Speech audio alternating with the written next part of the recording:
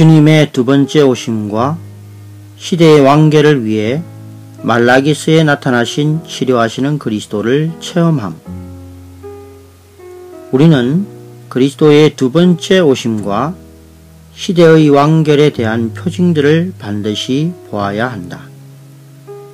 주님은 적그리스도가 현 시대의 완결 지점에서 이스라엘 나라와 7년간의 언약을 맺기 전 이스라엘 나라가 복원될 것이라고 예언하셨다. 적그리스도는 이스라엘과의 언약을 깰 것이고 3년 반 동안 지속될 대환란이 시작될 때 그의 우상이 하나님의 성전 안에 두어질 것이다. 이것은 주님께서 다시 오시기 전에 반드시 성전이 재건되어야 함을 가리킨다. 대환란 전에 왕국 복음이 사람들이 거하는 온 땅에 전파될 것이고 이기는 이들은 휴거될 것이며 아직 성숙하지 못한 대다수의 믿는 이들은 땅에 남겨져 대환란을 통과할 것이다. 불법의 비밀은 오늘날 민족들 가운데서와 인간 사회 안에서 활동하고 있다. 이 불법은 결국 불법의 사람인 적그리스도로 그 절정에 이를 것이다. 적그리스도의 권세는 사탄의 권세일 것이고 적그리스도는 사탄의 체현일 것이다. 적그리스도는 하나님의 백성, 곧 하나님을 경외하는 유대인들과 그리스도를 믿는 그리스도인들 모두를 박해하고 멸할 것이다. 적그리스도는 지극히 높으신 분의 성도들을 마멸시킬 것이다. 주님께서 오시기 전에 시대에는 큰 속임수와 기만이 있을 것이기 때문에 우리는 이 마지막 시기에 어떤 어려움에도 주님 안에 주님과 함께 항상 있어야 한다. 사탄과 적그리스도는 마지막 시대에서 사람들의 혼이 그들의 활동을 위한 도구들이 되기를 원한다.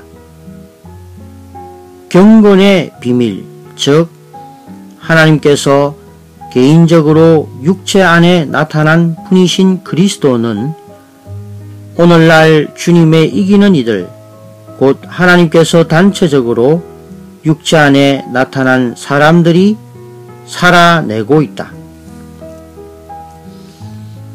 말라기서는 우리가 이기는 이들로서 그리스도의 두 번째 오심을 위해 치료하시는 그리스도를 체험해야 함을 계시한다.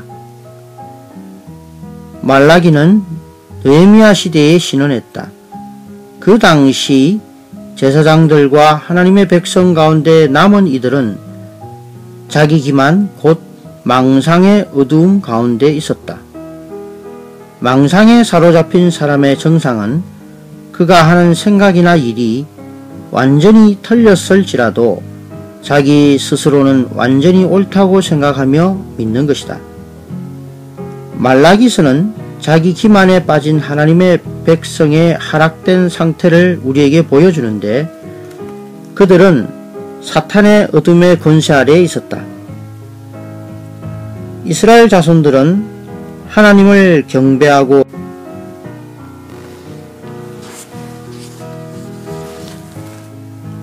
주님의 두 번째 오심과 시대의 완결을 위해 말라기스에 나타나신 치료하시는 그리스도를 체험함. 우리는 그리스도의 두 번째 오심과 시대의 완결에 대한 표징들을 반드시 보아야 한다. 주님은 적그리스도가 현 시대의 완결 지점에서 이스라엘 나라와 7년간의 언약을 맺기 전 이스라엘 나라가 복원될 것이라고 예언하셨다. 적그리스도는 이스라엘과의 언약을 깰 것이고 3년 반 동안 지속될 대환란이 시작될 때 그의 우상이 하나님의 성전 안에 두어질 것이다. 이것은 주님께서 다시 오시기 전에 반드시 성전이 재건되어야 함을 가리킨다. 대환란 전에 왕국 복음이 사람들이 거하는 온 땅에 전파될 것이고 이기는 이들은 휴거될 것이며 아직 성숙하지 못한 대다수의 믿는 이들은 땅에 남겨져 대환란을 통과할 것이다. 불법의 비밀은 오늘날 민족들 가운데서와 인간 사회 안에서 활동하고 있다. 이 불법은 결국 불법의 사람인 적그리스도로 그 절정에 이를 것이다. 적그리스도의 권세는 사탄의 권세일 것이고 적그리스도는 사탄의 체현일 것이다. 적그리스도는 하나님의 백성, 곧 하나님을 경외하는 유대인들과 그리스도를 믿는 그리스도인들 모두를 박해하고 멸할 것이다. 적그리스도는 지극히 높으신 분의 성도들을 마멸시킬 것이다. 주님께서 오시기 전에 시대에는 큰 속임수와 기만이 있을 것이기 때문에 우리는 이 마지막 시기에 어떤 어려움에도 주님 안에 주님과 함께 항상 있어야 한다. 사탄과 적그리스도는 마지막 시대에서 사람들의 혼이 그들의 활동을 위한 도구들이 되기를 원한다. 경건의 비밀, 즉 하나님께서 개인적으로 육체 안에 나타난 분이신 그리스도는 오늘날 주님의 이기는 이들, 곧 하나님께서 단체적으로 육체 안에 나타난 사람들이 살아내고 있다.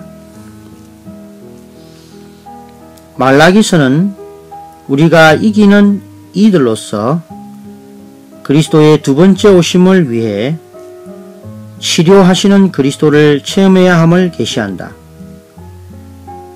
말라기는 느헤미야 시대에 신원했다. 그 당시 제사장들과 하나님의 백성 가운데 남은 이들은 자기 기만 곧 망상의 어두움 가운데 있었다. 망상에 사로잡힌 사람의 정상은 그가 하는 생각이나 일이 완전히 틀렸을지라도 자기 스스로는 완전히 옳다고 생각하며 믿는 것이다.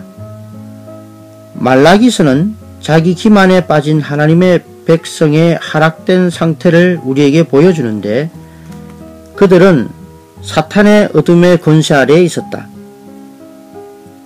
이스라엘 자손들은 하나님을 경배하고 주님의 두 번째 오심과 시대의 완결을 위해 말라기서에 나타나신 치료하시는 그리스도를 체험함. 11주 1일 아침의 누림. 마태복음 24장 3절. 예수님께서 올리브 산 위에 앉으셨을 때 제자들이 따로 나와 우리에게 말씀해 주십시오. 언제 이런 일들이 일어나며 주님께서 오시는 때와 이 시대가 종결될 때에는 어떤 징조가 있겠습니까? 라고 하니 15절. 그러므로 신언자 다니엘을 통해 말씀하신 황폐하게 하는 가정한 것이 거룩한 곳에 서 있는 것을 보거든 잃는 사람은 깨달으십시오. 적그리스도는 이스라엘과 7년간의 언약을 맺고 그들이 자유롭게 하나님을 경배하는 것을 허락할 것이다. 3년 반이 지나면 이 적그리스도는 살해당하여 잠시 죽어 있은 후에 로마 제국의 5번째 가이사의 영이 무저갱에서 나와 그의 죽은 몸 안에 들어가 그를 부활시키어 8번째 가이사가 되게 한다. 그는 언약을 깨고 이스라엘 백성과 그리스도인들을 박해하기 시작하고 성전 안에 그의 우상을 세울 것이다.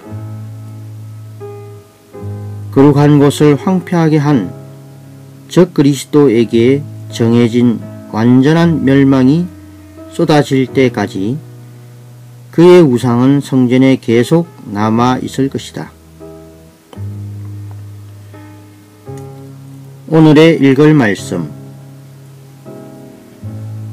이스라엘의 복원에 관하여 주님은 마태복음 24장에서 아주 분명하게 계시하신다. 32절에서 주님은 그러나 여러분은 무화과 나무에서 비유를 배우십시오. 그 가지가 부드러워지고 잎사귀들이 나오면 여러분은 여름이 가까운 줄을 압니다. 라고 말씀하신다. 믿는 성도들에게 무화과 나무는 이 시대의 종결에 관한 징조이다. 무화과 나무로 상징된 이스라엘 나라는 완고하고 패역하여 하나님을 만족시키는 열매가 없어서 하나님께 버림을 받았다. 주님께서 예언하신 대로 주 70년에 로마 왕자 티투스가 로마 군대를 이끌고 예루살렘과 성전을 파괴하였다. 그때부터 이스라엘 사람들은 나라를 잃었을 뿐 아니라 땅도 잃어버려 온 땅의 여러 나라에 흩어졌다. 사람의 눈으로 볼 때 나라가 다시 일어날 희망이 없었다. 그러나 성경은 저주받고 말라버린 무화과 나무가 어느 날에 싹이 나고 잎이 자랄 것이라고 예언했다. 성전의 재건에 대하여 말할 때 먼저 우리는 마지막 일의 두 시기를 보아야 한다. 마지막 일에는 적그리스도가 이스라엘과 맺은 7년간의 언약을 깨뜨리는 것을 시점으로 두 시기로 나뉘는데 전 3년 반은 적그리스도가 이스라엘 백성을 지지하며 자유롭게 하나님을 경배하게 하지만 후 3년 반은 적그리스도가 이스라엘과 세운 7년 조약을 깨뜨리며 제사와 예물을 드리지 못하게 하고 자기를 우상으로 세운다. 마태복음 24장 15절에서 말하는 적그리스도의 우상이 서 있는 거룩한 곳은 성전 안의 성소를 말한다. 가정한 것은 적그리스도의 우상을 가리킨다.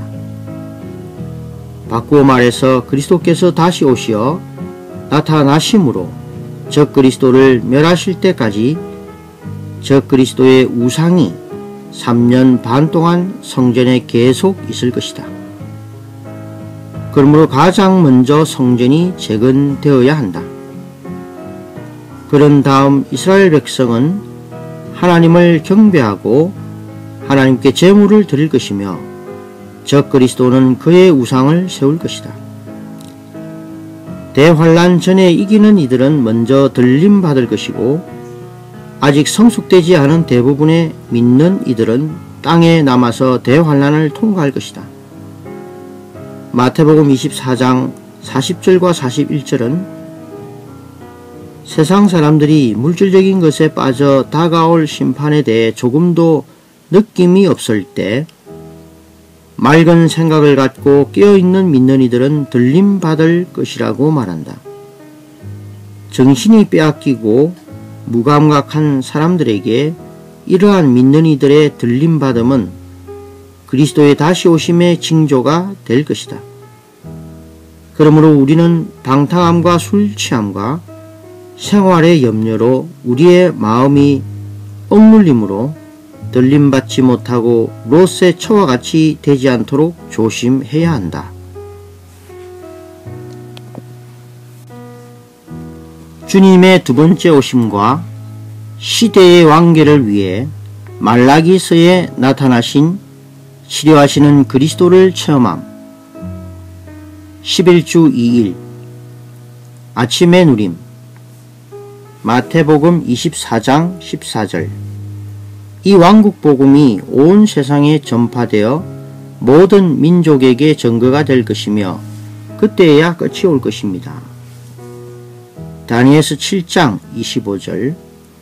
그가 장차 지극히 높으신 이를 말로 대적하며 또 지극히 높으신 이의 성도를 마멸시킬 것이며 성도들은 그의 손에 붙임 바 되어 한 때와 두 때와 반 때를 지내리라. 이 왕국 복음은 이 시대의 끝이 오기 전에 모든 민족에게 증거가 되도록 온 땅에 전파될 것이다. 그러므로 요한계시록 6장 1절과 2절에 있는 첫째 봉인의 흰색말로 상징된 그 전파는 이 시대가 종결되는 징조가 될 것이다. 이 증거는 이 시대의 끝, 곧 대환란의 때가 오기 전에 온 땅에 확산되어야 한다. 오늘의 읽을 말씀, 적그리스도의 특징이 될 불법은 이미 이 시대에 비밀스럽게 활동하고 있다. 이것은 오늘날 민족들 사이에서 또한 인간 사회에서 활동하고 있는 불법의 비밀이다. 적그리스도는 거짓 그리스도들 중 마지막이 될 것이며 멸망하는 자들을 속이기 위해 사탄의 능력으로 기적과 거짓된 기이한 일들을 행할 것이다. 펜 루이스는 이렇게 말했다. 많은 믿는 이들이 큰 억눌림을 당했다고 말한다. 이 싸움은 날이 거듭될수록 심해지고 사탄의 유일한 공격 목표는 우리인 것 같다. 그러나 오늘날 문제는 여러분이 지금 마지막 반 시간을 계속 버틸 수 있는지에 있다. 다니엘서 7장 25절에서 마멸시키는 것은 소모시키는 것이다. 성도들을 소모시키는 일은 이미 시작되었다. 사탄을 우는 사자로 인식하는 것보다 성도들을 마멸시키는 자로서 사탄을 인식하는 것이 더욱더 어렵다. 주님께서 오시기 전에 속이는 일과 미혹하는 일이 분명 일어날 것이다. 할 수만 있다면 사탄은 선택된 백성까지도 미혹하려고 할 것이다. 또한 경건의 모양은 크게 많아질 것이다. 믿는 이들의 믿음이 감소되는 것은 그들이 세상을 사랑하고 하나님의 말씀을 부인하는 데에서 비롯될 뿐 아니라 사탄에 의해 조작된 거짓 믿음에서 비롯된다. 어떤 형제는 이렇게 말했다. 사탄의 이러한 일들은 공중에서 어떤 보이지 않는 영향력을 조성하여 사방에서 우리를 둘러쌀 것이다. 그것은 일종의 경건의 모양일 것이다. 그러나 그 속에는 악한 영들이 충만히 거하고 음부의 어둠이 가득하다. 이 악의 영은 하나님의 자녀에게 할 수 있는 정도까지 해를 주고 그들을 잘못 인도하며 그들에게 유혹과 혼란을 가져다 주고 그들을 억압한다. 이것들은 우리 몸에 영향을 주고 우리의 마음을 억누르며 우리의 생각을 속인다. 전례 없는 이상한 많은 느낌들과 시련들이 우리에게 몰려와 우리를 요동시켜 하나님을 향하는 우리의 갈망과 능력을 잃게 한다. 이것은 우리의 영을 피곤하고 약하게 만들며 우리의 생각을 둔감하게 하고 의지를 무력하게 만든다. 또한 기이하게도 우리가 하나님께서 금지한 사물들을 탐내도록 하며 세상의 오락과 풍습을 좋아하도록 만든다. 우리 가운데서 자유롭고 능력 있는 말씀 전파가 찾기 어렵게 되고 말씀을 유심히 들을 수 없게 되며 무릎을 꿇고 기도에 전념하기도 어렵게 된다. 오늘날과 같은 황혼의 때에 우리는 반드시 이러한 분위기를 정복해야 한다. 우리는 주님 안에서 강해져야 한다. 사탄은 우리의 생각과 의지를 속이기 위하여 우리가 상상할 수 없는 능력을 사용하여 우리가 하나님과 친밀히 동행하지 못하도록 하고 쉽게 육체를 쫓아 생활하도록 하며 하나님을 충성스럽게 섬기지 못하도록 하고 기도에 전념하지 못하도록 할 것이다. 또한 우리 온 존재를 동요하게 하여 우리로 주 예수님을 끝까지 따라가지 못하도록 막으며 세상과 타협하도록 유혹할 것이다. 그 영의 쏟아 부어짐을 통해 개인적인 그리스도는 단체적인 그리스도가 되었다. 단체적인 그리스도는 육체로 나타나신 하나님, 곧 경건의 큰 비밀인 교회이다. 그리스도의 나타나심인 교회는 영광스러운 복원의 날, 곧 천년왕국 시대를 이끌어 올 것이다. 천년왕국에서 그리스도는 더 완전한 방식으로 나타나실 것이다. 복원은 새하늘과 새 땅에 있는 새 예루살렘 안에서 그리스도의 가장 완전한 나타나심으로 완결될 것이다. 주님의 두 번째 오심과 시대의 완결을 위해 말라기서에 나타나신 치료하시는 그리스도를 체험함. 11주 3일 아침의 누림. 아들은 그 아버지를, 종은 그 주인을 공경하나니 내가 아버지일진데 나를 공경함이 어디 있느냐? 내가 주인일진데 나를 두려워함이 어디 있느냐? 하나, 너희는 이르기를 우리가 어떻게 주의 이름을 멸시하였나이까 하는도다. 너희가 더러운 떡을 나의 제단에 드리고도 말하기를 우리가 어떻게 주를 더럽게 하였나이까 하는도다. 이는 너희가 여호와의 식탁은 경멸히 여길 것이라 말하기 때문이라. 요한일서 1장 8절. 만일 우리가 죄가 없다고 말한다면 자신을 속이는 것이고 또 진리가 우리 안에 있지 않은 것입니다. 영적인 실제는 참된 것이다. 진리는 우리를 자유하게 한다. 그러나 많은 때에 그리스도인은 참된 것을 만지지 못할 뿐만 아니라 도리어 거짓된 것에 빠지며 호황한 것에 미혹되고 사로잡힌다. 그는 어떤 일의 진상을 분명히 보지 못하고도 스스로 분명히 안다고 생각하며 그의 생각하는 것과 행하는 것이 완전히 틀렸음에도 자신이 옳다고 생각한다. 이러한 상황을 망상이라고 부를 수 있다. 망상 가운데 있는 사람은 하나님의 빛이 있어야 비로소 망상으로부터 나올 수 있다. 오늘의 읽을 말씀. 망상은 자기가 자신을 속이는 것이다. 망상에 사로잡힌 사람은 요한일서 1장 8절에 말한 그러한 사람이다. 분명히 자기가 죄가 있음을 알면서도 다른 사람에게는 자기가 죄 없다고 말하는 것은 거짓말이다. 그러나 분명히 자신에게 죄가 있는데도 자신은 죄를 짓지 않았다고 믿는 것은 스스로 속이는 것이다. 자기가 분명히 죄를 범하는 것을 아는데 다른 사람에게는 자신에게 죄가 없다고 말하는 것은 거짓말이다. 반면에 자기 안에 분명히 죄가 있는데 계속해서 자기가 주 예수님처럼 놀랍고 순결한 사람이라고 생각하고 심지어는 자신에게 죄가 없다고 믿으며 그렇게 말하는 것은 망상이다. 거짓말은 자기에게 죄가 있다는 것을 알면서도 사람을 속이려고 하는 것이다. 망상은 자기에게 죄가 있는데도 자기에게는 죄가 없다고 믿고 또 다른 사람에게 그렇게 말하는 것이다. 바꾸어 말하면 다른 사람을 속이는 것은 거짓말이고 스스로 속이는 것은 망상이다. 거짓말과 망상은 내적 내용이 다 같다. 곧 둘 다 죄가 있다는 것이다.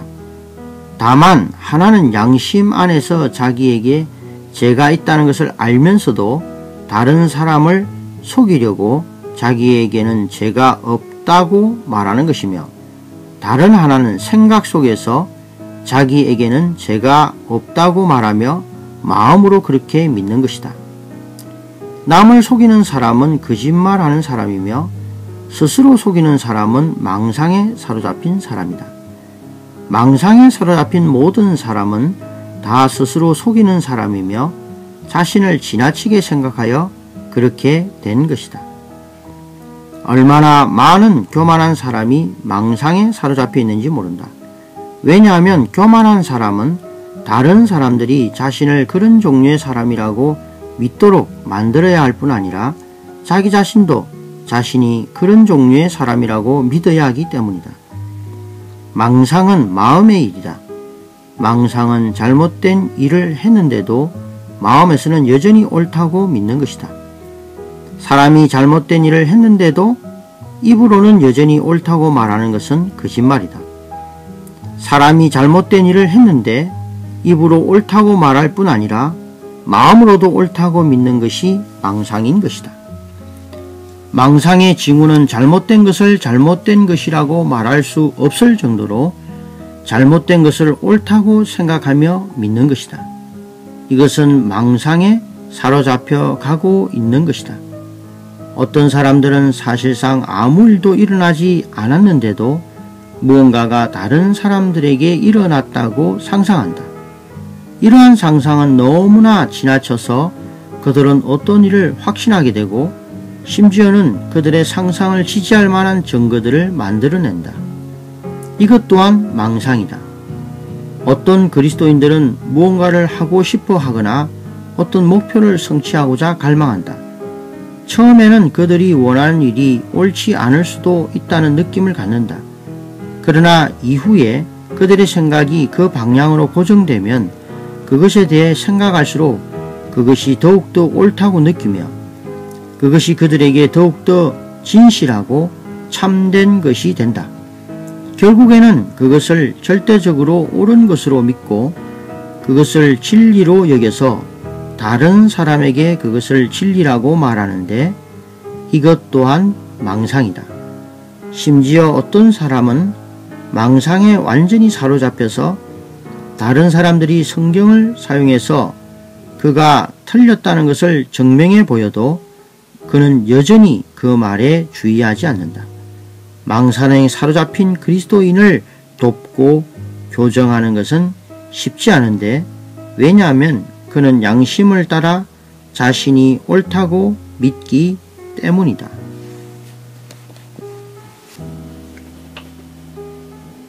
주님의 두 번째 오심과 시대의 완결을 위해 말라기서에 나타나신 치료하시는 그리스도를 체험함. 11주 4일 아침의 누림. 말라기 1장 2절. 여호와께서 이르시되 내가 너희를 사랑하였노라 하나 너희는 이르기를 주께서 어떻게 우리를 사랑하셨나이까 하는도다. 나 여호와가 말하노라. 에서는 야곱의 형이 아니냐. 그러나 내가 야곱을 사랑하였고. 말라기 3장 13절로 14절. 여호와가 이르노라. 너희가 완악한 말로 나를 대적하고도 이르기를 우리가 무슨 말로 주를 대적하였나이까 하는도다. 이는 너희가 말하기를 하나님을 섬기는 것이 헛되니 만군의 여호와 앞에서 그 명령을 지키며 슬프게 행하는 것이 무엇이 유익하리요. 말라기서 3장 13절부터 18절까지 해서 우리는 여호와께서 그분을 경외하며 섬기는 이들을 격려하시는 것을 본다. 몇몇 야곱 자손이 말로 여호와를 강하게 대적하였다. 그들은 하나님을 섬기는 것이 헛되니 라고 말했다. 그들은 하나님을 경배하며 섬겼지만 자기 기만의 상태에 있던 그들은 하나님을 경배하고 섬기도록 요구받는 것을 전혀 기뻐하지 않았고 슬퍼하며 하나님을 경배하고 섬겼다. 여호와를 강하게 대적하여 말한 이들은 또한 지금 우리는 교만한 자가 복되다 하며 악을 행하는 자가 번성하며 하나님을 시험하는 자가 화를 면한다 라고 말했다. 하나님을 반대하는 이들은 다음과 같이 말하고 있는 것 같다. 복을 받는 길은 겸손이 아니라 교만이다. 악을 행하는 이들이 번성할 뿐 아니라 하나님을 시험하고 하나님을 믿지 않고 하나님께 11조를 드리지 않아도 온갖 화를 면한다. 고통을 받기는커녕 재난을 면한다.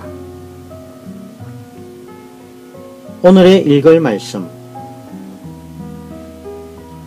우리는 특별히 조금이라도 다른 사람을 속이려는 의도를 갖지 않도록 주의해야 한다. 설령 우리가 무의식 중에 정확하지 않은 말을 했더라도 다시 바로 잡아야 한다. 우리가 만일 의도적으로 부정확한 말을 했다면 우리는 먼저는 다른 사람을 속인 것이고 결국 자기 기만에 빠질 것이다. 구약의 말라기서에는 우리에게 망상에 빠진 사람이 어떠한지를 보여준다. 말라기서 1장 2절은 이렇게 말한다. 여호와께서 이르시되 내가 너희를 사랑하였노라. 이것은 사실이다. 그러나 이스라엘 백성은 주께서 어떻게 우리를 사랑하셨나이까? 라고 말했는데 이것이 망상이다. 이스라엘 백성이 한 이 말은 일반적인 거짓말과 다르다. 그들은 두려움 없이 하나님께 주께서 우리를 어떻게 사랑하셨나이까? 라고 말했다.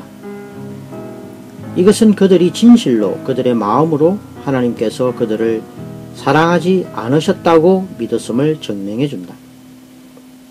그들은 사실을 믿지 않았고 오히려 거짓된 것을 참된 것으로 여겼는데 이것이 망상이다. 말라기서 1장 6절은 이렇게 말한다. 내 이름을 멸시하는 제사장들아, 아들은 그 아버지를, 종은 그 주인을 공경하나니 내가 아버지일진데 나를 공경함이 어디 있느냐? 내가 주인일진데 나를 두려워함이 어디 있느냐? 이것은 하나님께서 하신 말씀이다. 그러나 그들은 도리어 우리가 어떻게 주의 이름을 멸시하였나이까? 라고 말했다. 그들은 여호와를 두려워하지 않았으며 그러면서도 자신들이 여호와의 이름을 멸시하지 않았다고 믿었는데 이것이 바로 망상이다. 말라기서 2장 13절은 이렇게 말한다. 너희가 이런 일도 행하나니 곧 눈물과 울음과 탄식으로 여호와의 제단을 가리게 하는도다. 그러므로 여호와께서 다시는 너희의 봉헌물을 돌아보지도 아니하시며 그것을 너희 손에서 기꺼이 받지도 아니하시거늘.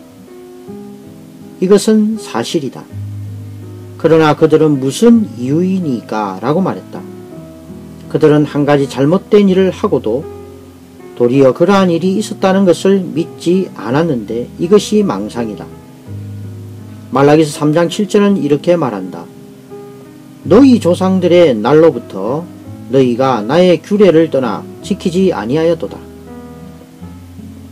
그런즉 내게로 돌아오라. 그리하면 나도 너희에게로 돌아가리라. 이 말은 하나님께서 하신 말씀이다.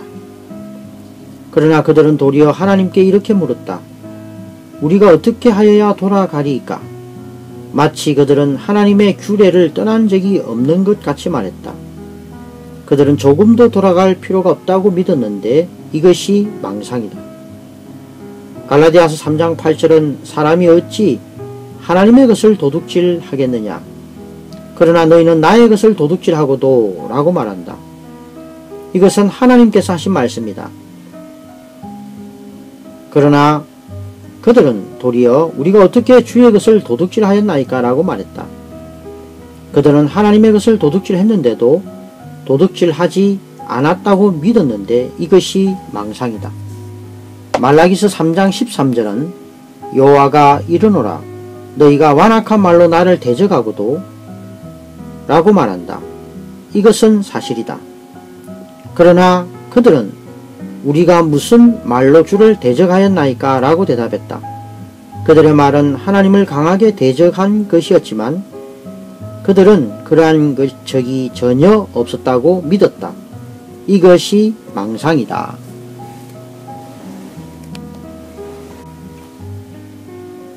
주님의 두 번째 오심과 시대의 완결을 위해 말라기서에 나타나신 치료하시는 그리스도를 체험함.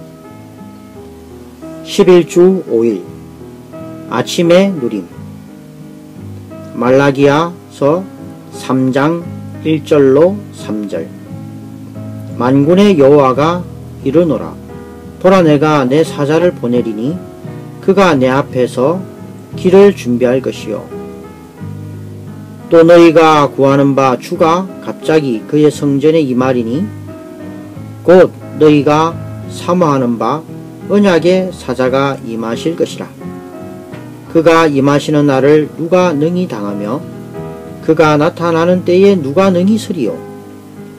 그는 금을 연단하는 자의 불과 표백하는 자의 잿물과 같을 것이라. 그가 은을 연단하여 깨끗하게 하는 자 같이 앉아서 레위 자손을 깨끗하게 하되 금, 은같이 그들을 연단하리니 그들이 공의로운 제물을 나 여호와께 바칠 것이라. 말라기서는 그리스도의 첫 번째 오심과 두 번째 오심을 계시한다. 첫 번째 오심에서 그분은 하나님의 전달자이시다. 하나님의 전달자이신 그리스도는 하나님께로부터 어떤 말씀이나 메시지를 하나님의 백성에게 가져오실 뿐 아니라 그분 자신이 살아있는 메시지가 되신다. 이것은 사복음서를 통해 완전히 증명되는데, 사복음서는 하나님께서 선택하신 백성에게 살아있는 메시지로서 보냄을 받으신 그리스도에 대한 완전하고도 온전한 기록이다. 주 예수님은 이 땅에 사시는 동안 성읍들을 다니시며 사람들에게 말씀하셨고, 이렇게 말씀하심으로 그분 자신을 사람들의 내적 존재 안으로 공급하실 때 그분 자신이 메시지이셨다. 오늘의 읽을 말씀. 여호와께서 레위 자손들을 다루신 것은 그분께서 여호와의 전달자로 오심으로써 제사장들을 정련하며 순수하게 하기 위한 것이다.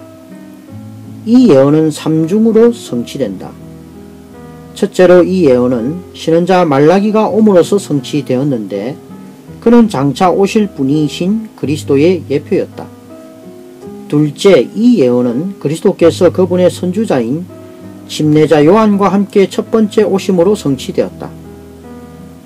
그리스도는 첫 번째 오실 때 전달자로서 오셨으며 심지어 제사장들을 조정하고 정련하며 순수하게 하기 위해 하나님께서 보내신 메시지로서 오셨다. 복음서에서 주 예수님은 자주 제사장들을 책망하셨다. 셋째로 이 예언은 그리스도께서 그분의 선주자인 엘리야와 함께 두 번째 오심으로써 성취될 것이다.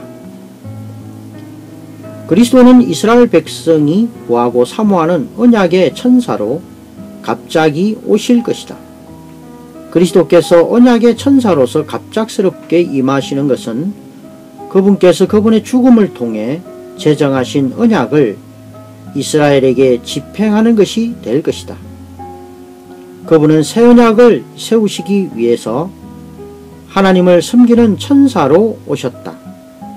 주 예수님은 배반 당하시던 날 밤에 그분의 상을 세우실 때 우리에게 새 언약을 제정하신다고 말씀하셨다. 이 잔은 여러분을 위하여 쏟는 나의 피로 세우는 새 언약입니다.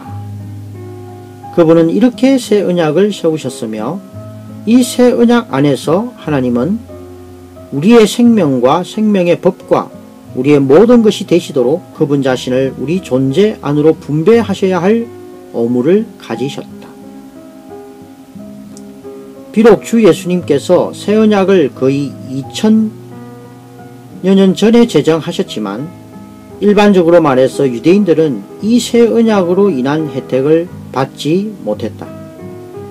도리어 그 혜택은 이방인들에게로 가버렸다. 그러나 그리스도는 다시 오실 때 언약의 천사로서 오셔서 남아있는 믿는 유대인들에게 이 언약을 집행하실 것이다. 그때 그들은 새 언약의 수혜자들이 될 것이다. 그리스도는 또한 정련하는 사람의 불과 표백하는 사람의 잿물과 같이 레위 자손들, 특히 제사장들을 정련하고 순수하게 하시어 그들이 하나님께 합당한 희생 제물을 드릴 수 있도록 하실 것이다. 천년왕국 안에서 새 언약을 통해 거듭난 회개한 유대인들은 모든 나라를 돌보는 제사장들이 될 것이다. 이것을 위해 그들은 정련되고 순수하게 되는 것이 많이 필요할 것이다. 그러므로 그리스도는 두 번째 오실 때 이스라엘이 정련되고 순수하게 된 제사장들이 되도록 그들을 새롭게 하시고 거룩하게 하시며 변화시키실 것이다. 두 번째 오실 때 그리스도는 언약의 천사와 모든 나라가 갈망하는 분과 의의 해가 되실 것이다. 사실 그리스도는 첫 번째 오실 때에도 언약의 천사이셨다. 언약의 천사로서 그리스도는 새 언약을 제정하셨다. 십자가로 가시기 전에 그리스도께서 행하신 마지막 일은 그분의 상에서 새 언약을 세우시는 것이었다.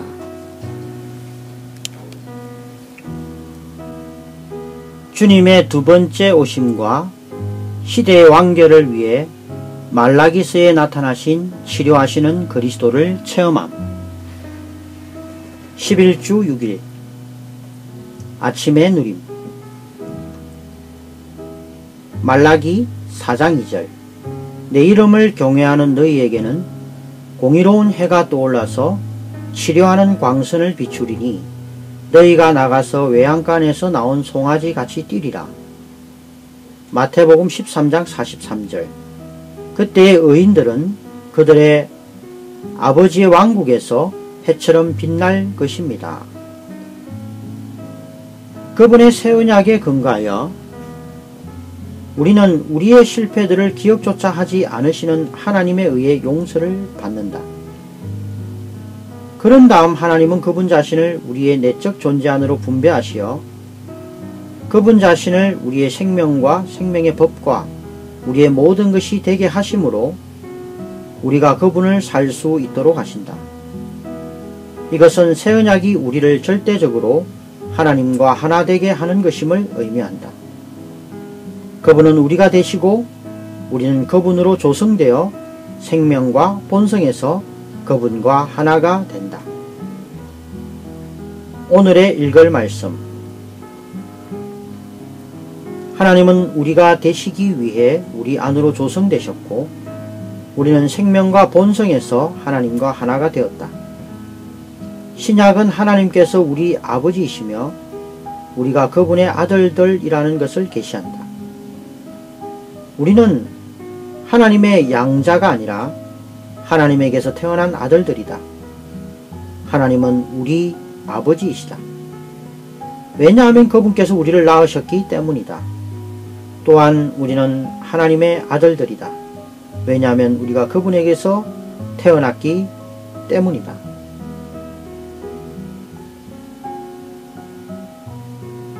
그러나 자녀가 아버지의 생명과 본성을 갖고 있어도 아버지는 아닌 것처럼 하나님에게서 태어난 아들들인 우리는 하나님의 생명과 본성을 공유하고 있지만 하나님의 아버지이심 혹은 하나님의 신격을 공유하는 것은 아니다. 우리는 생명과 본성에서 아버지 하나님과 똑같지만 신격에서는 하나님이 아니며 아버지도 아니다. 이것이 성경, 특히 신약의 내재적인 계시이다. 일상생활 가운데서 우리는 하나님의 생명과 본성을 가진 하나님의 아들이라는 신분을 기억해야 한다.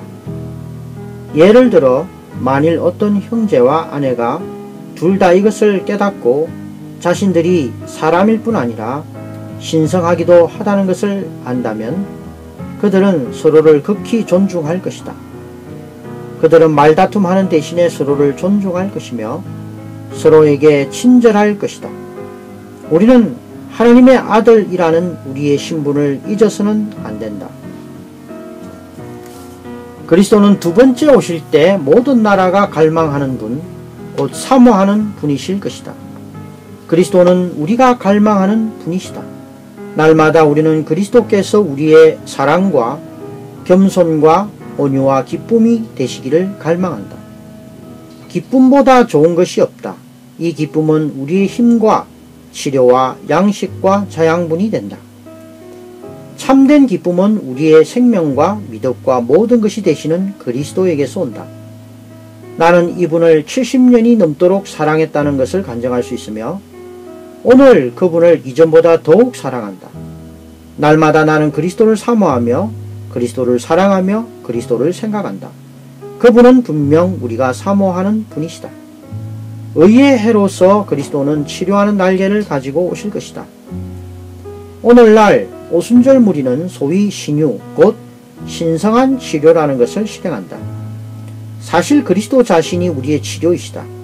그분은 우리를 비추어 치료하는 해이시다. 그리스도께서 첫 번째 오셨을 때 이 땅은 그분을 거절하였다. 그러므로 땅에는 그분의 치료가 없다. 그러나 우리는 그분을 비밀하고 감춰진 방식으로 영접하였기 때문에 그분의 치료를 매일 받아들인다. 그분의 치료는 우리가 기쁨을 갖도록 하여 분노와 염려를 잊어버리게 한다. 우리는 죄와 죽음과 많은 결함과 불완전함으로 인해 병들어 있다. 오직 치료하시는 이 그리스도만이 우리를 온전하게 하실 수 있다. 치료받는 것은 구원받는 것이다. 치료받는 것, 곧 구원받는 것은 온전하게 되는 것이다. 그리스도는 우리를 치료하실 것이지만 우리는 그분께서 우리 위에, 우리 주위에, 우리 안에서 날 수 있도록 그분의 날개를 사용하실 자유를 그분께 드려야 한다. 그리스도는 첫 번째 오실 때 타락한 제사장 직분을 치료하셨으며 두 번째 오실 때에는 남아있는 이스라엘 백성을 치료하실 것이다. 그때에 그분은 땅에게 그리고 우리에게 모든 것이 되실 것이다. 치료하시는 이 그리스도는 갑자기 오실 것이다. 그러므로 우리는 깨어서 그분을 맞이할 준비를 해야 한다. 말라기서의 중심은 치료하시는 그리스도이다. 치료하시는 이 그리스도는 하나님의 전달자이시고 언약의 천사이시며 모든 나라가 갈망하는 분이시다. 그리스도께서 우리의 치료가 되시는 것은 그분께서 의의 해이신 것에 근거한다. 해라는 단어는 생명을 가리키고 의라는 단어는 정의를 가리킨다. 온 땅은 죽음과 불법으로 가득하지만 치료하시는 그리스도와 함께할 때 우리는 생명과 정의를 갖는다. 우리는 그분께서 치료하는 날개를 가지고 의의 해로서 오시기를 기다린다.